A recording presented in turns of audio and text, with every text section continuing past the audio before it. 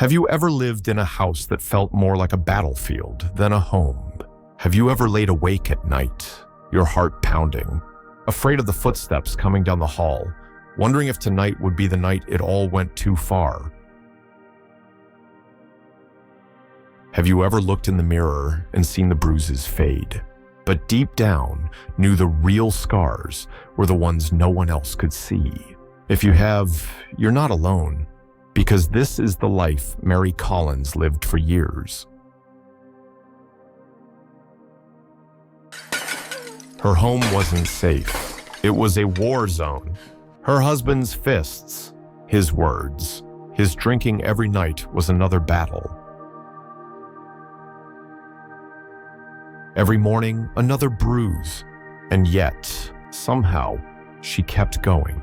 This is Mary's story. A story of pain. Yes, but also survival. Of losing everything. And still finding the strength to keep walking. And when you hear it, you might start to see your own story in hers.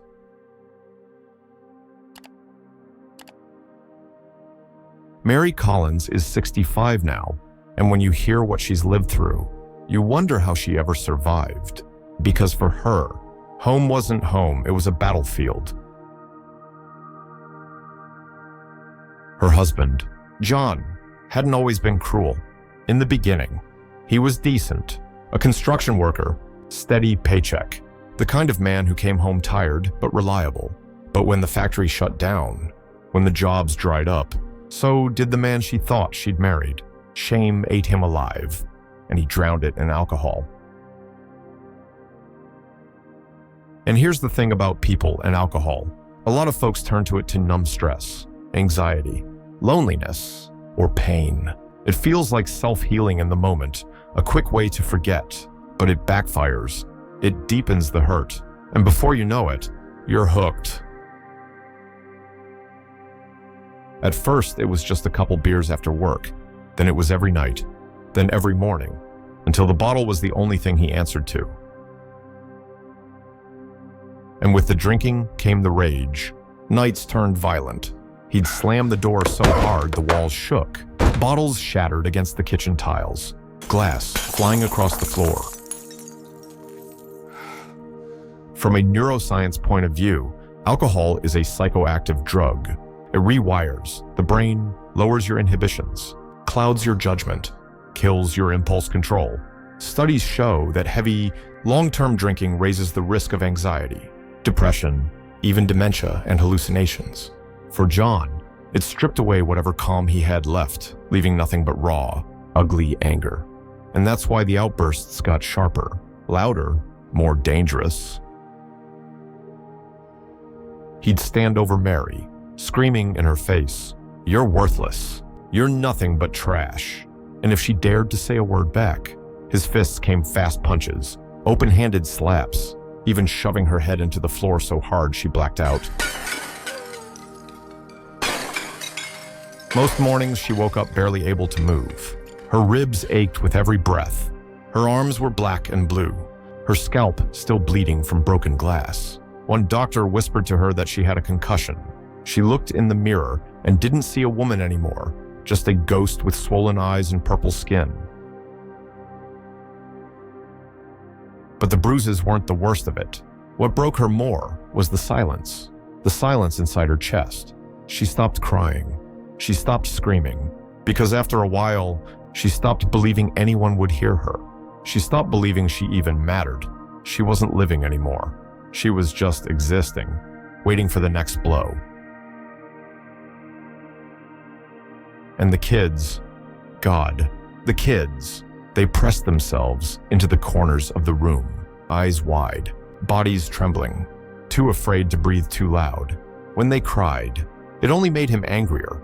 Some nights his hands wrapped around Mary's throat, squeezing until her vision turned black while her children sat frozen, watching their mother almost die in front of them.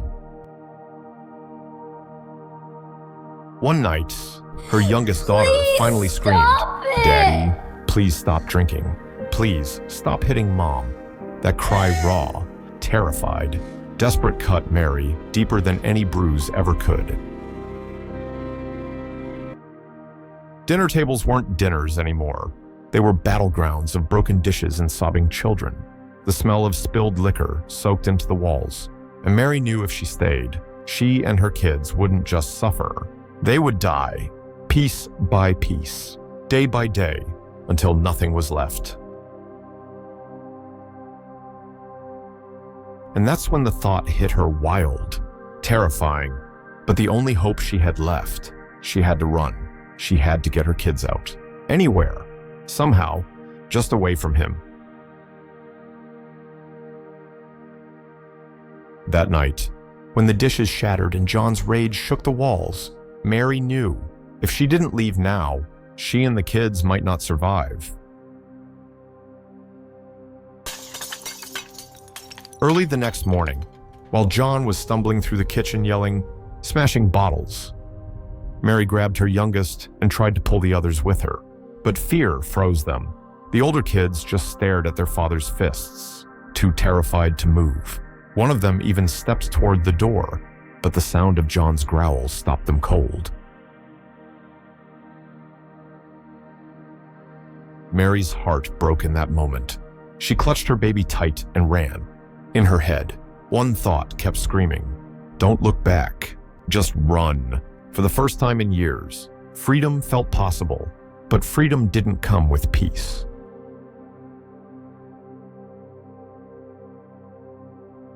Within days, everything she had, her little bag of clothes, the few dollars in her pocket was gone, stolen.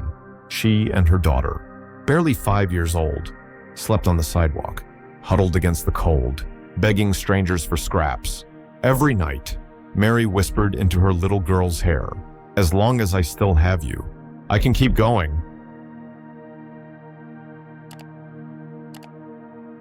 And then came the morning that broke her.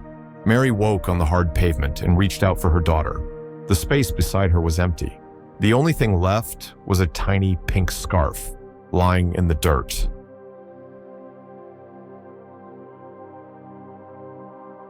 Panic ripped through her chest. She stumbled to her feet, screaming her daughter's name into the streets, running from block to block, begging anyone who'd listen. "Please, have you seen my little girl? Please, someone must have seen her."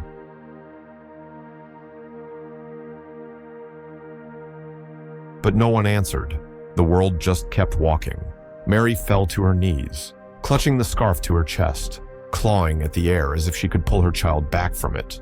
And inside her head, one thought cut like glass. I ran to save her, and somehow, I still lost her. From that moment on, Mary walked like a ghost. Her eyes were dry, but her heart bled with every step. Home wasn't home anymore. It was a wound she couldn't bear to face. Her life split in two that day. One path led back, but she never took it. The other led into 30 years of drifting.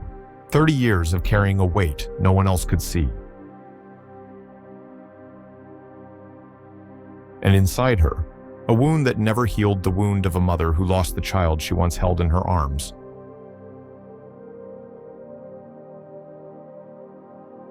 When I look at this family, I don't just see 3 separate tragedies. I see 3 lives trapped in the same vicious cycle. The wife, after years of violence, fell into what psychology calls learned helplessness, when the mind becomes so worn down by pain that it stops believing escape is even possible. The husband thought his violence was power, but research tells us violence is often learned to pass down from a wounded childhood, from never being taught what real love looks like.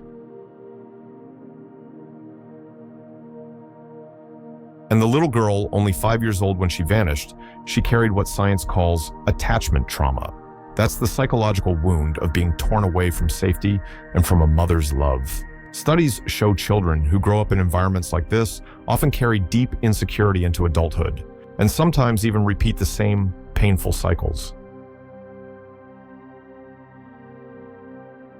3 lives, 3 wounds, not isolated stories, but one family broken by the same root.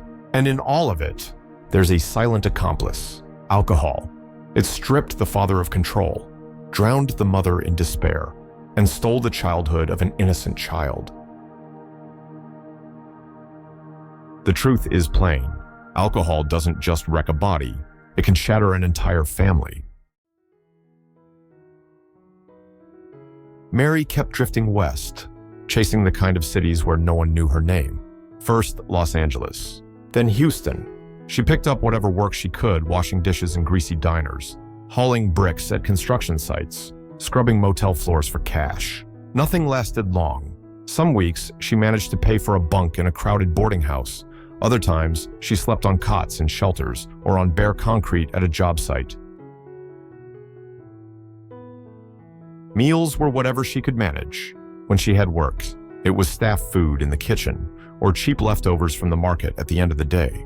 When the jobs dried up and money ran out, she stood in church lines, paper plates handed to her by strangers who didn't care to ask her name. Work kept her moving, kept her tired, and for a few hours at a time. That helped, but when the nights got quiet, the emptiness always came back. It pressed down on her chest like a weight she couldn't shake. The pink scarf never left her bag. Every time her hand brushed against it, the old wound tore open all over again. It was years before she let another man close. His name was Miguel, a cook from Mexico working in a small diner. He wasn't like the others who came and went in her life. He noticed her. He'd slide her a real plate of food when everyone else just ate scraps. When she was too weak to lift the heavy buckets, he carried them for her. And when she broke down, he didn't push, didn't ask questions, just stayed close, letting her cry without shame. One winter, when Mary got sick, Miguel stayed up all night at her side. He cooked broth, changed wet cloths on her forehead, and watched over her like her life meant something. In the kitchen, when other workers made jokes at her expense, he stood up for her. For a woman used to fists and insults, that kind of protection cut deep. On quieter nights, Miguel talked about dreams, small things, like a house with a porch, flowers out front, a kitchen of his own where he could cook without anyone yelling orders. And in every dream, Mary was there. For the first time in years, she felt like she was part of somebody's future. Little by little, his steady care broke through her walls. Mary let herself believe. She moved in with him, clinging to the fragile hope that maybe, finally, she had found a safe place to land. But the kitchen wore Miguel down. The endless shifts, the heat, the customers who complained about everything, the boss yelling, docking his pay whenever something went wrong. By the end of the month, there was almost nothing left. Frustration built up with nowhere to go. He started drinking with the other cooks after work. Just a beer or two at first, then more. Then every night. The bottle dulled his anger, but it also hollowed him out. His eyes turned hard, his voice bitter, his steps unsteady. One night, Mary tried to stop it. Her voice was soft, almost pleading. "You can't keep drinking like this. Miguel, we still have to live." He snapped back, his voice raw and mean, live. "What do you know about living? Don't tell me how to live." The slap came quick, loud, knocking her to the floor. And in that moment, she was back in the old nightmare, the prison she thought she'd escaped. From then on, every time the bottle came home, so did the violence. Not wild, sloppy rage like John.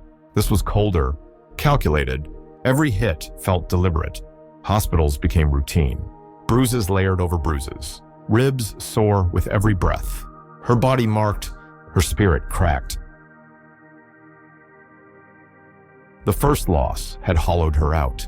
This one convinced her maybe she deserved it. That maybe pain was just the language her life was written in. She had left one violent man only to tie herself to another. And so the years blurred together. Work, bruises, silence. Mary kept drifting, carrying not just the wound of a missing child, but the scars of a second betrayal. And every night, she asked herself the same question. Would life ever give her a place safe enough to rest? Mary kept going in circles, odd jobs that never lasted, silence that grew heavier each night, and bruises that piled up one after another. Every evening when she lay down, the same question haunted her. Would life ever give me a place safe enough to rest? And it was in that darkest stretch of her life that someone unexpected stepped in. One night, after another brutal beating from Miguel, Mary stumbled outside, her lip split, one eye swelling shut. Frank, who lived near the boarding house, saw her, and he didn't just see the bruises. He saw the weight in her eyes, the way her whole body carried years of pain. Something inside him stirred. It wasn't pity. It was recognition. He knew what it felt like to be broken and still have to keep standing. While most people turned away, Frank stepped closer. His voice was rough but steady. You don't have to go back there. There's space at the site. It ain't much, but it's safer than this. Frank was just a construction worker, a couple years older than Mary. Years of hard labor had left him with a limp and hands calloused like stone. But he wasn't like John or Miguel. He never raised a hand to her, never spat anger just to feel big. He listened when she spoke. He shared his food, his patched-up blanket, his stories about long days under the sun. He didn't try to fix her or force her to dig through old wounds. He just stayed. And in that staying, Mary felt something she hadn't felt in years. She felt seen. Then the accident hit. Mary was at the site that day, sweeping up scraps, when the scaffold began to shake. In an instant, it came crashing down, metal twisting, dust choking the air, men screaming. Through the chaos, she spotted Frank. His bad leg slowed him, and before he could move, the frame dropped hard, pinning him underneath. Mary didn't think. Her chest tightened. This was the one man who had stood up for her without asking for anything in return. Her body screamed with every old ache, but she threw herself into the wreckage. Alongside the other workers, she clawed at beams twice her size, pulling, straining, lungs burning, and somehow, through sheer stubborn will, she freed him. The men rushed in, lifted Frank onto a stretcher, and hauled him to the hospital. But the bills were impossible. The money they scraped together barely touched the cost. The doctors shook their heads. The choice was clear. Take him home and try to treat him themselves. That's when Mary became his strength. She boiled water, changed bandages, pressed cool cloths against his fevered skin, and stayed awake through long nights while he groaned in pain. Every wince of his felt like it tore through her own body, and Frank weather-worn. Frank, who had carried his pain alone for so long, finally knew what it meant to have someone stay. One night, weak and trembling, he squeezed her hand tight and whispered, "Mary, I owe you, not just for my life, but for not leaving." Her throat burned. All her life, people had left, but not Frank. He didn't promise miracles, didn't spin pretty words. He was just there, and when their eyes met his, hardened by years of labor and loss, hers, scarred by pain, they both recognized it. Two broken souls who had finally found each other. It wasn't loud. It wasn't romantic in the storybook sense. It was quiet. Two battered people holding each other up. And in that quiet, they found something they never thought they'd have. A place safe enough to call home. In Mary and Frank's story, I see what psychology calls healing attachment. After years of living in violence, Mary's nervous system was always on guard, making it almost impossible to trust again. But Frank's steady presence, his quiet respect, gave her something she hadn't had in decades, a safe harbor. Science calls this resilience through connection, the ability to recover because of human connection. Sometimes, healing doesn't mean erasing the pain. It means finding someone patient enough to walk through it with you. And for Mary, that someone was Frank. After the accident, Frank couldn't handle heavy labor anymore. Mary left the site too. Together they started over, scraping by on whatever small jobs they could find, selling lottery tickets on street corners, collecting bottles for change, sweeping up yards. They wandered from block to block, pockets nearly empty. But for the first time in years, Mary didn't feel like she was drifting alone. Beside her was someone who never let go of her hand. They split cheap meals, shared an old patched-up blanket through the bitter winter, huddled under awnings when storms rolled in. Life was hard, but it carried a kind of softness Mary had never known, because every struggle, every hungry night they faced together. Frank wasn't like the men before him. Poverty hadn't made him cruel. If anything, it made him gentler. He didn't promise riches or paint pretty dreams he couldn't deliver. What he offered was smaller, quieter, but to Mary, it was priceless. Respect, a steady presence, a man who stood beside her instead of over her. But Frank could still see a shadow in Mary's eyes, a weight that never left. It was the ache for her children. He knew it from the nights she startled awake, whispering their names in her sleep, her arms reaching into the dark as if trying to hold them. He heard the muffled sobs when she thought he was asleep, the unspoken question she carried like a stone. If I left, do my children hate me for it? Frank never asked her to explain. He just stayed quiet, listening, watching, and in that silence, he made a choice without telling her. He started asking around. He found someone with an old camera, had them take Mary's picture. He spoke to people at churches, community centers, anywhere someone might have a line on her family. Piece by piece, he tried to send her story out into the world, hoping it might reach the children she longed for. Mary never knew everything Frank was doing. What she felt was his steady care, the way he carried her burdens without ever asking for anything back. And in time, she realized this wasn't just companionship. It was something deeper. Frank wasn't only worried about her hunger or her safety, he carried her pain as if it were his own. Two battered souls, scarred by loss, had found each other. Their lives were poor. Yes, but in that poverty was dignity, kindness, and a bond Mary had never known before. Not romance in the storybook sense, but something sturdier, truer, two people walking side by side, like old friends who had finally found their way home. Mary and Frank show us the power of what psychologists call a secure bond.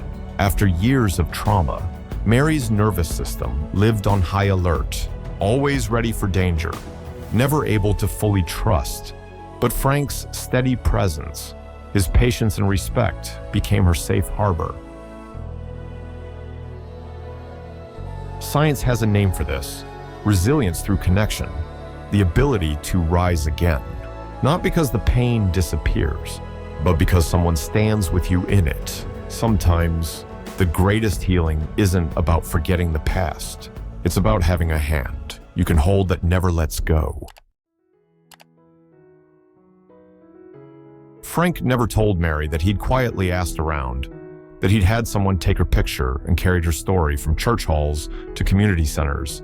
He just did it in silence, hoping that somewhere, someone would recognize those eyes. And one day, a miracle happened. A short video started spreading online. The lottery ticket woman by the riverside.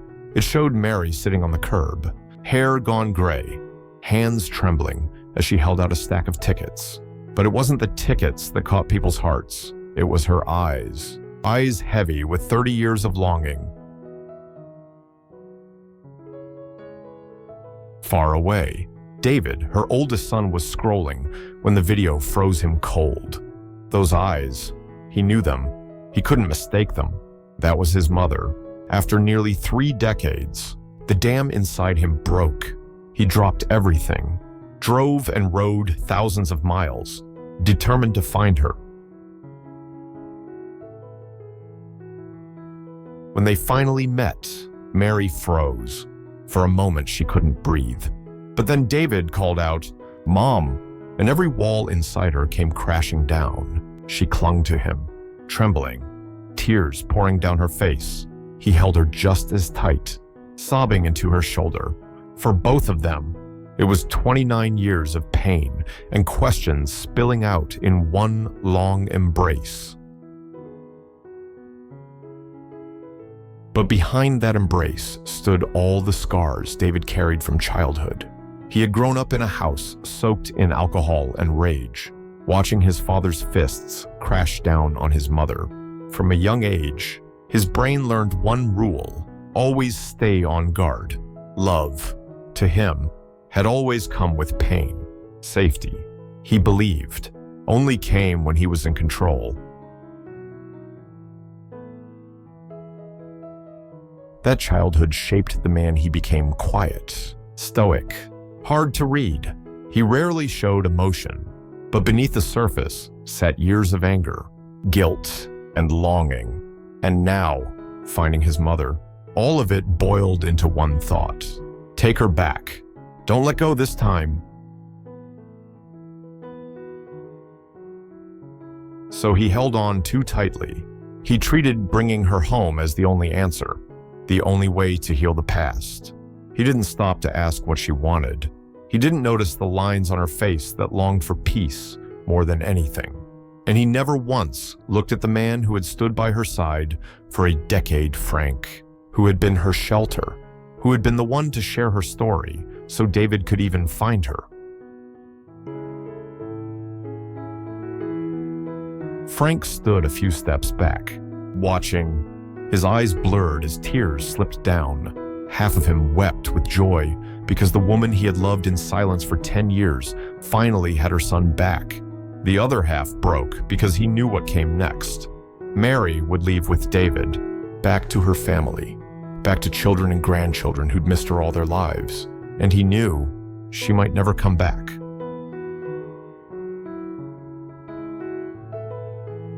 In that moment, Frank's eyes said everything words never could: love, pride, and heartbreak all tangled together. He had spent his final years giving her a safe place to rest, and now he had to let her go. Because sometimes real love isn't about holding on. It's about having the strength to open your hand and let the person you love return to where they truly belong.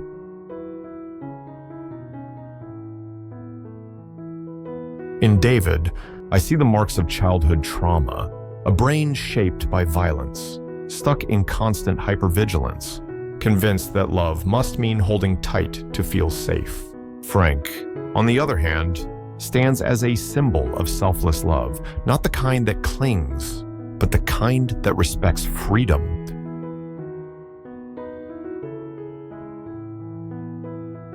And I realized something after deep wounds. People often love out of fear, afraid to lose again, afraid to be left behind. But real, grown-up love, the kind that heals, is the courage to let go, to let the person you love return to the place where they truly belong. David brought Mary back home. The house she once knew had changed new faces, children's laughter, years she had missed. She stepped inside slowly, every movement heavy with both joy and unease. When her children came running, arms outstretched, she broke. The hugs, the tears, the trembling voices, it all looked like happiness from the outside. But inside Mary's heart, nothing was simple. She was overwhelmed to finally hold her children again after 29 long years. Yet, with every tear of joy, another ache pierced her chest because she couldn't stop thinking about Frank. The old man who had sheltered her, fed her, carried her through 10 hard years of survival, and now he sat quietly in the back, watching, his eyes heavy with the weight of knowing exactly how this would end. David held her hand tight, almost too tight, his voice urgent. "Mom, stay with us. You've suffered enough. From now on, just be with me, with your family. That's all that matters."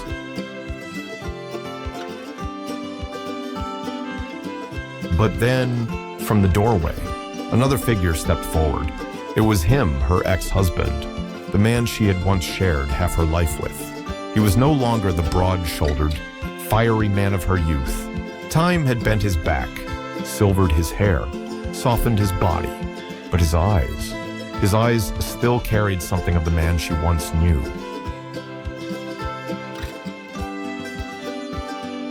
Mary's breath caught. In an instant, memories came crashing back, nights soaked in whiskey. The shouting, the blows, the bruises, and yet standing there now was not that man, but a broken-down farmer with sorrow etched deep into his face. In his gaze, she saw regret, and a quiet love that had somehow survived all these years.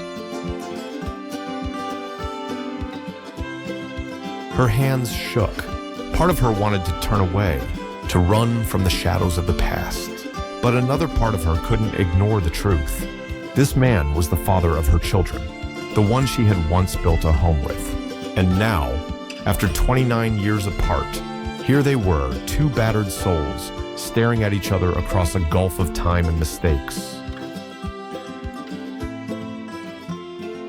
Tears blurred her vision, pain, guilt, and a strange, bittersweet tenderness tangled together inside her chest.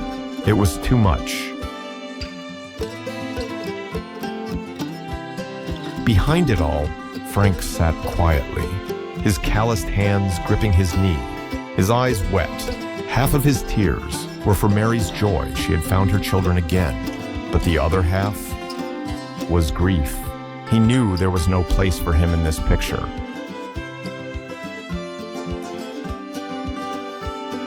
In that moment, I saw trauma memories surge back in Mary. Just one look at her ex-husband was enough to bring back the fear of the past. But human memory is complex. It doesn't only store the pain, it also keeps fragments of love, weaving together what psychologists call ambivalent attachment, a bond torn between hurt and affection. David, on the other hand, still clung to his mother too tightly, reflecting the wound of a childhood that never healed. His grip said, "If I let go, I'll lose her again." And then there was Frank, the quiet contrasts. He chose to let go. He showed us what selfless love looks like. That real love isn't about possession, but about giving the one you care for the freedom to return to where they truly belong. And so Mary went home with her son.